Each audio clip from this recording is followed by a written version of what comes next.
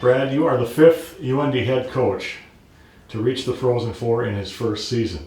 Do you feel fortunate to be in that club, or how would you describe it? Yeah, I feel very humbled and grateful and honored to be in that club. It's a very exclusive club with a lot of great coaches before me, and the biggest thing for me is the guys in the locker room that got us to where we are right now, and that's big part of our leadership group. Whether it's fair or not, UND is often judged seemingly on national championships. Knowing that the last title came 16 years ago, do you find that a big load to carry? Yeah, a little bit, but it's something that we deal with head on every day or every week that we talk about. From the onset of the year in August, we've talked about the short-term goals that get to our long-term goal, which is getting to the national championship tournament. And again, we've talked about it openly that it's been 16 years since we won a national championship.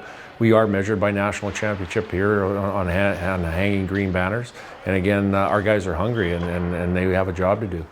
Do you remember your first Frozen Four as a player? Absolutely. I remember in Lake Placid, New York, we played Duluth in the semifinal game that went to overtime, and I believe every single game went to overtime in that national tournament. So again, highly competitive tournament and a lot of big names and a lot of good players in that tournament. As a head coach, how is this Frozen Four different for you? Well, I think basically, just obviously the responsibilities that you have as a head coach from a day-to-day basis, but it's the same in the fact that our culture remains the same over the past few years, and that's strong. We're a blue-collar, hard-working group, and again, this group is such ambassadors to the game as far as having a team-first mentality, and we've had that all year.